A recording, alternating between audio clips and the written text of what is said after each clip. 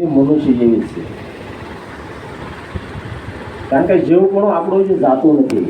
અને વાત છે ને કે આ શિવ હતો અને જીવ થઈને આવ્યો, આ માનવ દેહ મળ્યો, પણ હજી આપણને આવા સમર્થ સદગુરુ મળ્યા, પાછો જીવથી શિવ બનાવ્યો, પણ હજી જીવ પણ જાતું નથી.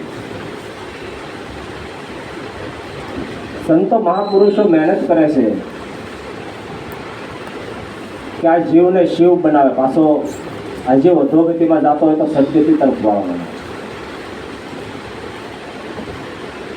પણ મારું હજી જાતું નથી. હે સંતો મહાપુરુષો આ મનને સમજાવે છે ખૂબ, પણ મન હજી સમજતું કેમ નથી?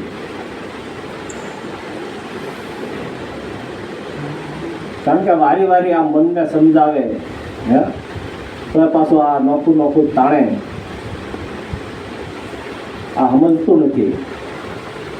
એટલે સંતો મહાપુરુષો આ મનને ઠપકો આપે છે કે મન અળગું સીધો થડા, બીજો નથી બોલતો. હે આ બોલે છે એ પરમાત્મા છે, બીજો નથી બોલતો. પણ આ જીવપણામાં પાછો એ આટીએ સરે છે. જેમ વંટોળો પવનને ગોતતો હોય, કોકને પૂછે ભાઈ પવન ક્યાં? વંટોળો બીજાને પૂછે છે કે પવન ક્યાં છે? તો તું આટી મૂકી દે, તું જ પવન છે.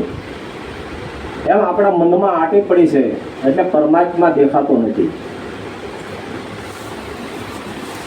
કારણ કે હજી આપણને હજી પોતાનું સ્વરૂપ નક્કી થતું નથી. ઈશ્વર નક્કી કરાવો છે, ઈશ્વર નક્કી થતો નથી. સંતો મહાપુરુષોએ કીધું છે, 4 ભૂલ પડી છે કે પોતે પોતાને ઓળખવું. આપણે પૂછીએ કે તમને ઓળખો છો? કે હા. તમે કોણ છો? કે નામ.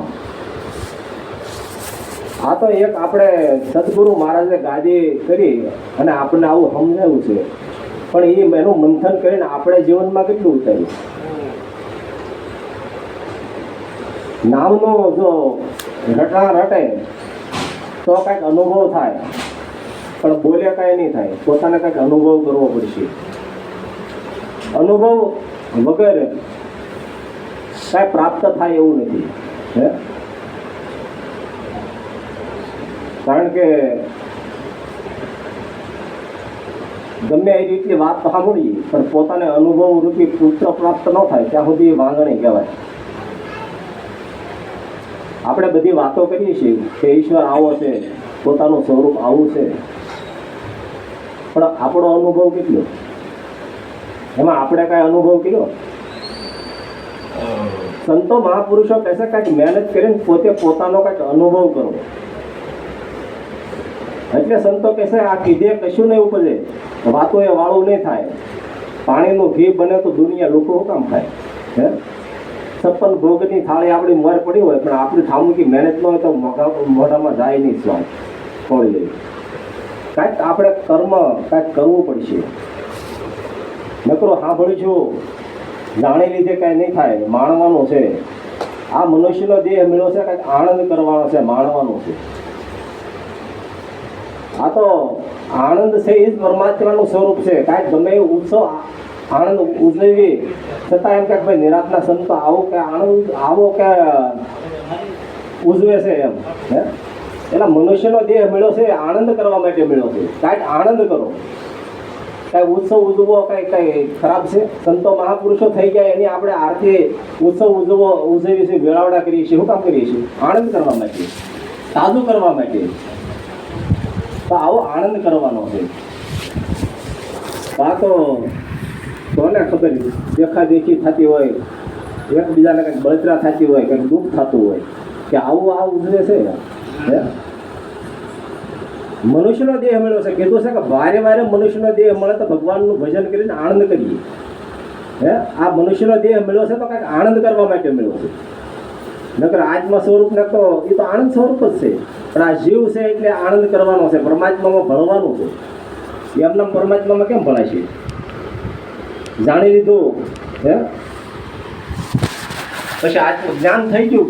હે આ જ્ઞાન કથી ને કે ગાડા ભરે પણ અંતરનો જાય નહીં વિખવાદ. કબીર કહે કળસા કંદોયલા કોઈ દી ન પામે સ્વાદ. વિજ્ઞાન એટલા જ્ઞાનના ગાડા ભરો પણ અંદર આનંદ જ ન હોય તો. આનંદ છે એ જ પરમાત્માનું સ્વરૂપ છે. આનંદ અને પ્રેમ. આ મનુષ્યના દેહ આનંદ અને પ્રેમ હશે તો કાંઈક લાગણી જાગશે અને હળી મળીને આનંદ થશે, નકર આનંદ થાય નહીં. કારણ કે દરેક સંતો ભક્તોના ઘેરે બધાને એ જરૂર છે. હે કારણ કે આપણે નિરાતમાં કે બીજા કોઈ ધર્મમાં જુઓ તો બાળ વત્સા બધા હારી જતા હોય, આનંદ કરતા હોય, અને આયા તો કે આ નકરા ગુરુ શું કરો છો? હે કાંઈક એમાં ભણાય એવી કાંઈક વાતો કરીએ. હે ઘર પરિવાર કાંઈક હાલે વ્યવસ્થિત એવી વાતો કરીએ. જે રેણી આપણને આપ્યું છે એ રેણીનો વિચાર કરીએ. કારણ કે આપણે જ્યાં સુધી વિચાર રેણીનો નહીં કરીએ ને ત્યાં સુધી વાતમાં જ રહેશે. હજી આપણે એમ થાય કે ક્રોધ તો આ કરે જ છે. કામ ને ક્રોધ ને લોભ ને મોહ ને મદ ને ઈર્ષ્યા આવું ભર્યું નથી આપણામાં. આવું ભર્યું જ છે. એને કાઢવાની કોશિશ કરવાની છે. કોનું પરિબળ વધારે છે એની માથે વિચાર કરવાનો. એક હારી નહીં જાય પણ એમાં વિચાર આપણે રાખશું તો જાહે ઓછા થાય. હે જે ખોટા માર્ગે જઈશું એ ખોટા માર્ગેથી પાછા વળશું.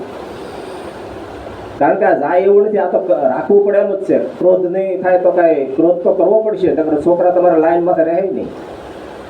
હે કાંઈક ખરાબ રસ્તે જતા હોય તો છોકરા માટે ક્રોધ કરવો પડે, કહેવું પડે ભાઈ આ ખોટું થાય છે. અને એમ કહે ભાઈ આપણે ક્રોધ હાવ મૂકી દેવો એમ.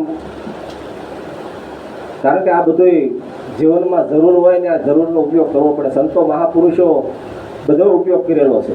હે આપણે આપણા ગુરુ મહારાજની વાત કરીએ તો આમ આંખ ફરે સાના માના થઈ જતા. આપણે હે બોલતા હોય તો બોલતા બંધ થઈ જતા.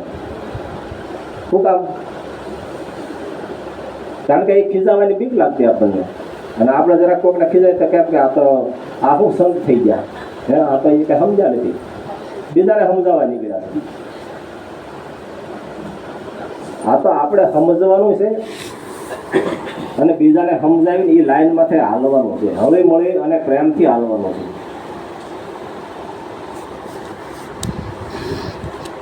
કારણ કે પોતે જ ઈશ્વર સ્વરૂપ છે. કે દીવો દિશે દીવા વડે, સૂરજે સૂરજ પ્રકાશ. કારણ કે કૃષ્ણ પોતામાં પોતે શ્રી કૃષ્ણમાં. આ કૃષ્ણ વિના દિશે નહીં બીજું કાંઈ. આ જગત આખું કૃષ્ણ સ્વરૂપ છે. એક સ્વરૂપ છે. હમણાં વાત છે જુદો જુદો કંઈ દેખાય છે. કારણ કે જુદો જુદો દેખાય છે એટલે તકલીફ છે.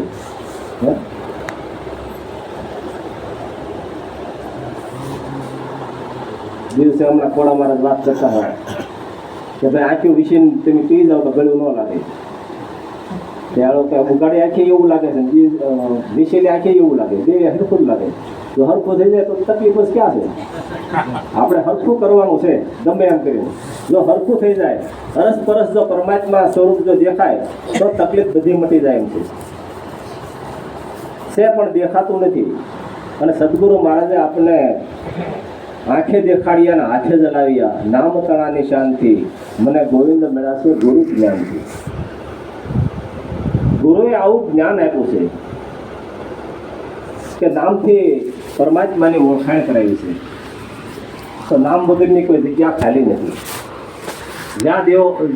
જ્યાં જુઓ ત્યાં નામ જ છે. અને નામ છે એ જ પરમાત્મા છે.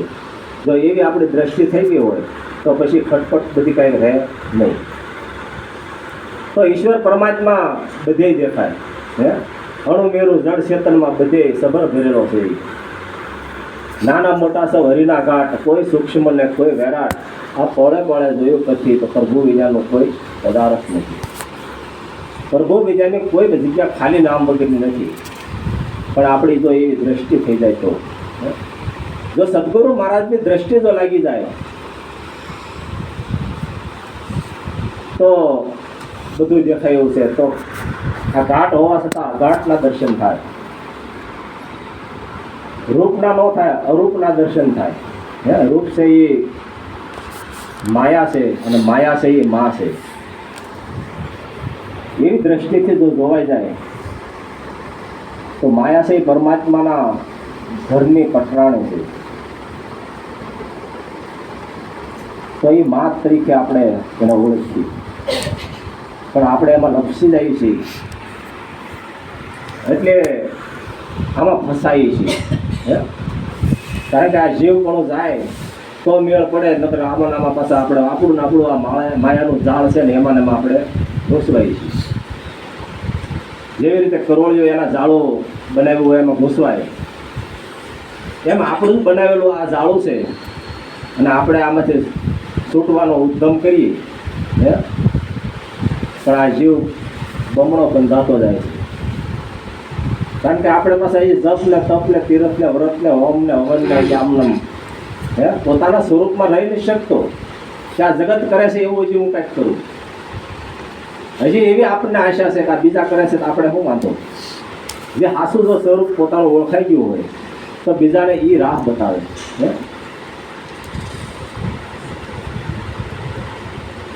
કારણ કે કૃષ્ણ પોતામાં છે, બહાર જે કાંઈ મળવાનો નથી. એટલે લાલજી મહારાજે એક વાણીમાં લખ્યું છે કે ગોકુળ મથુરા ગયો કૃષ્ણ મળ્યા નહીં કાંઈ, રામની અયોધ્યા ગયો રામ નો મળ્યા મારા ગુરુજી વિના આ સંશય કોણ હવે. સદગુરુ પરમાત્મા જ્યારે મળી જાય ત્યારે આ બધો સંશય ભાંગી જાય. તો એ નક્કી પણ થઈ જાય કે કૃષ્ણ પોતામાં જ છે, બીજામાં નથી. આ જગતમાં જે કાંઈ દેખાય છે એના સ્વરૂપ જ છે. આવી દ્રષ્ટિ લાગી જાય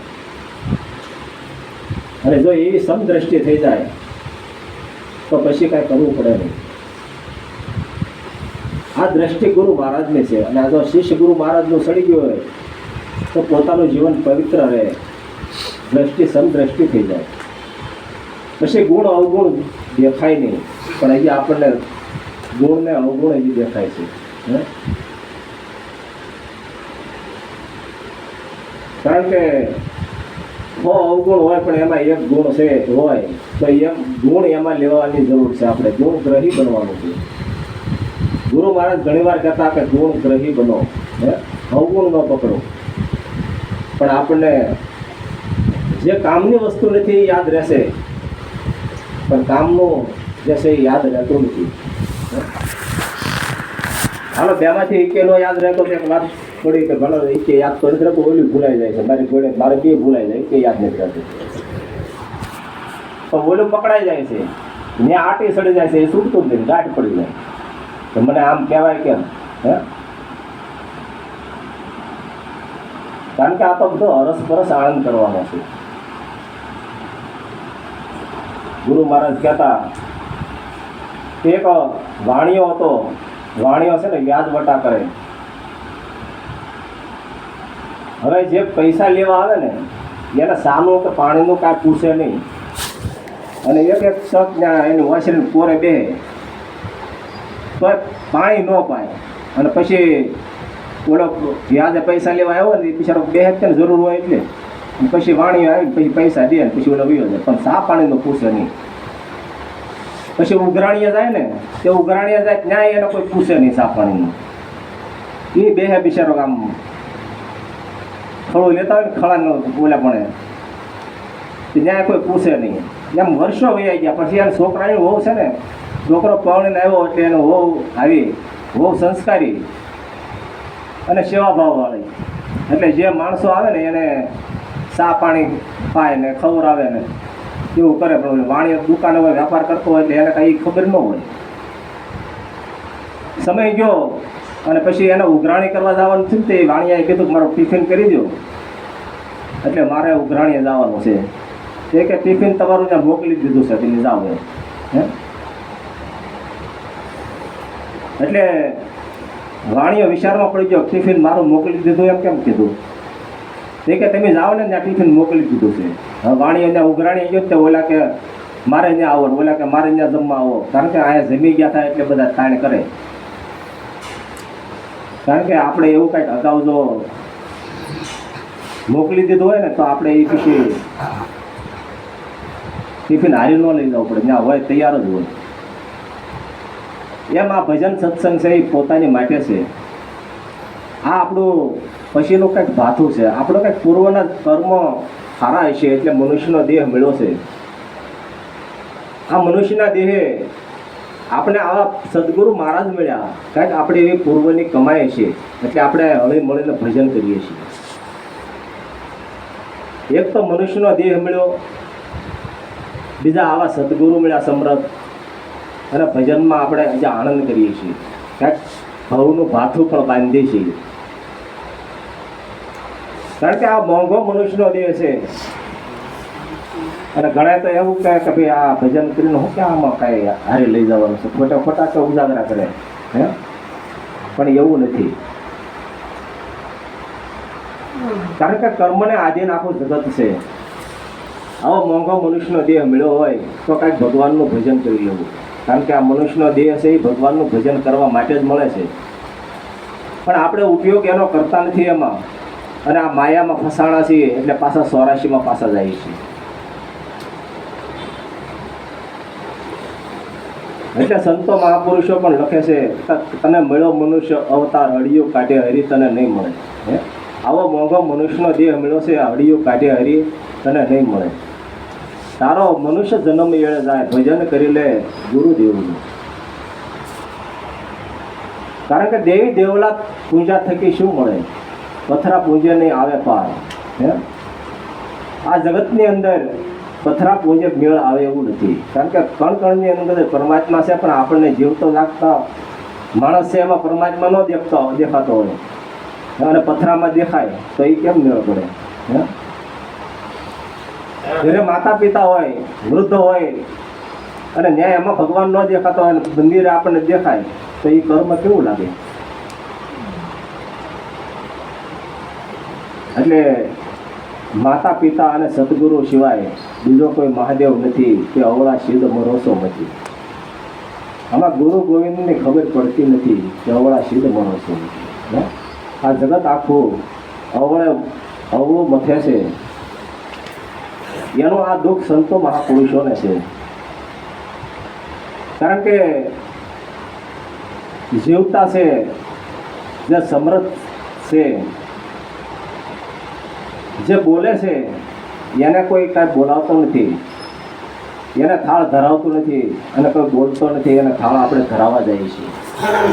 આ તો એનું કર્મ કરીને ગયા છે એટલે આપણે આનંદ કરવાનો છે. એને થાળ ધરે એનો કોઈ વાદ નથી. કારણ કે એ ભક્તિ જ છે એક પ્રકારની. પણ સાચી ભક્તિ તો અરસ પરસ જે બોલે છે એમાં આનંદ કરવાનો છે. આ તારા ઘટમાં ગોવિંદ બોલે બહાર એને સીધું ખોળે. ઘટોઘટની અંદર પરમાત્મા વસી રહેલો છે અને એમાં જ આનંદ કરવાનો છે. એ આનંદ જો થઈ જાય ને તો આપણું કામ થઈ જાય એવું છે. નકર આ નવધા ભક્તિમાં તો આખું જગત છે જ, અને નવધા ભક્તિમાં મજા જ છે. નવધા ભક્તિમાં નિવડો નથી. આ સદગુરુ મહારાજે 10મી ભક્તિ આપી છે. આ 10મી ભક્તિ એટલે કણ કણની અંદર પરમાત્માનો વાસ જે છે, પિંડ બ્રહ્માંડની અંદર જે બોલે છે એની ઓળખાણ કરાવી. એને ઈશ્વર મૂર્તિમાં જ નહીં પણ બધી કણ કણની અંદર એની ઓળખાણ થાય છે. જ્યાં દ્રષ્ટિ નાખાઈને નામ સિવાય બીજું કાંઈ નથી. આવી જેને ઓળખાણ થઈ ગઈ, પોતાની ઓળખાણ થઈ ગઈ, ઈશ્વરની ઓળખાણ થઈ ગઈ, એને આ જન્મ મરણનું બંધનમાંથી છૂટી ગયા છે. આત્માની ઓળખાણ થઈ ગઈ છે. પછી સંતો મહાપુરુષો લખે કે આત્માનો ઓળખ્યા વિના લક્ષ 84 નહીં મટે. આ ભ્રમણાને ભાંગ્યા વિના ભવના ફેરા નહીં ચડે. તો આપણે તો આત્માને ઓળખ્યો છે, પણ એની માથે કાંઈ આપણે જે ભ્રમણા તો જાતી નથી. સંતો મહાપુરુષોએ આપણી ભ્રમણા બધી ભાંગી નાખી. હે જો આત્મા પોતાના સ્વરૂપને જો ઓળખાઈ ગયો હોય તો ભ્રમણા પછી રહે નહીં. હે આ ભ્રમણા ભાંગી નાખવાની છે. બસ આનંદ કરવાનો છે અને કરાવવાનો છે. હવે બોલવામાં ભૂલ ચૂક થઈ હોય તો માફ કરી દો. સદગુરુ મહારાજ.